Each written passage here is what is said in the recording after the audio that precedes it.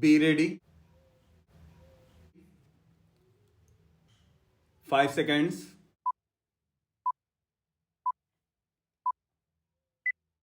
Start. Sir, no governments, no party has any magic solutions to these problems, and these problems are going to be with us. The problems of reviving economic growth, the problem of massive unemployment, the problem of resource mobilization, the problem of saving, investment, etc., the problem of energy, the problem of shortage of power, electrical, hydro, and other forms of power, not the political power, for there is no shortage of political power, but there is shortage of this power where every scheme of areas, every project of areas, almost every unit of enterprise is roadblocked because of the shortage of power and energy. The problem is of finding a happy combination between hardcore economic policies for economic revival with distributed justice, with constraints on the growth of the kind of economic activity which would deprive merit. How to find this balance and how to revive the economy. These are massive problems for which we need a massive national effort, and I am pleading for a new national consensus, the path that has already proved to be the most suitable, the path of the public sector enjoying the commanding heights while we retain freedom of enterprise in certain important sectors. Sir, the President has also in his speech mentioned the international situation, although in somewhat subdued terms because of the gravity of the situation. There is no doubt that the international situation is grim.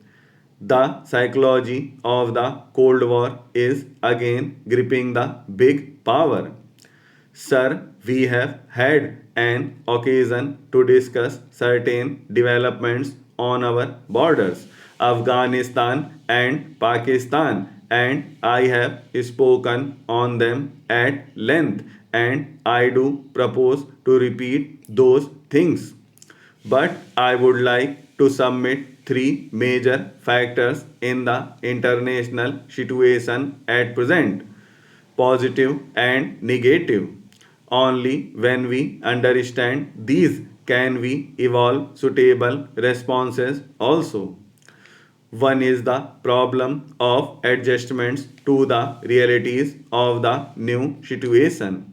The new situation is that at one time we saw one power or one set of powers predominant, dominating the seas, dominating the pathways, and now another set of powers have arisen with an equal measure of power.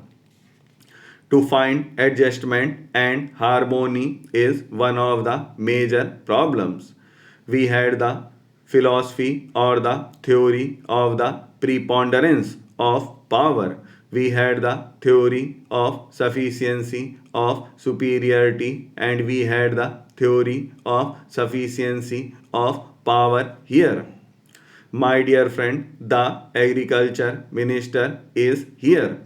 I do not know whether he is interested in the international problems, but I hope he will convey some of our ideas to those who are directly dealing with these. I would like to mention the second problem. It is also a negative one, if I may put it in this kind of glitch, that the power of the powerful is increasing at a fantastic rate, and that the distance between it and the other is increasing sharply.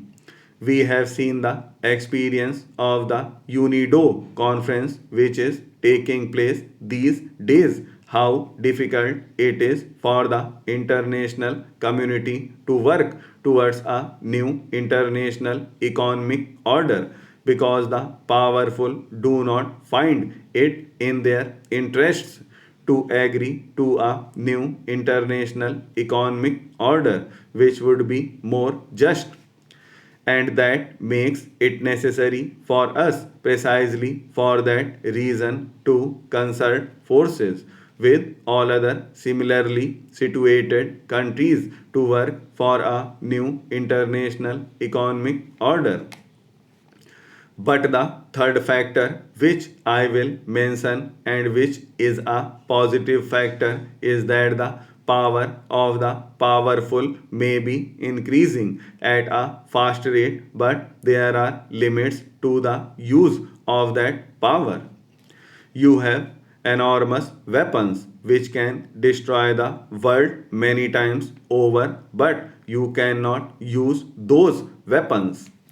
The balance of terror has given leverage to less powerful countries, those countries who may not be a large power like India and others, to come together, to work together, and to exercise more leverage. And finally, sir, I would like to say that there is an immediate problem for this country because for the first time we are being encircled. There is the US, China, Pakistan combined. Whatever may be their calculations for the rest of the world, and I know that at least the United States is worried, is bothered, is concerned about the Gulf more than anything else, about the Middle East, about the oil, and so forth.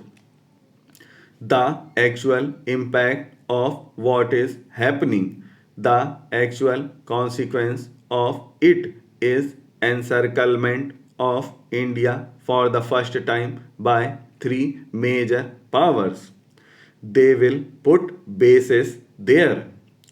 Today we read in the newspapers the minister is going to the special assistant to the US president, who himself is going to Pakistan. Now, this is an ominous development for which we must find suitable responses. I would suggest a multi pronged approach. The first element of that approach must be to exercise all our influence to restrain the big powers. It gives me pleasure to welcome you to this first joint session of the 7th Parliament.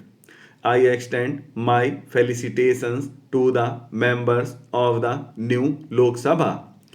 The 6th Lok Sabha was elected in March this year as such, but it could not last its full term and had to be dissolved less than halfway through. After its dissolution, the governance of the country had to be carried on for some months without a Lok Sabha. Happily, the uncertainty of these last few months has been resolved. The people of India have, through the democratic process, unambiguously rejected philosophies based on regional, linguistic, sectoral, or communal differences and have chosen to be governed by those who derive their mandate from all parts of the country and all sections of the population. The result of the elections has made it possible for the country to look forward to a period of stable government at the center. It is a matter of regret that today we do not have amongst us here representatives from a number of constituencies of some of the northeastern states.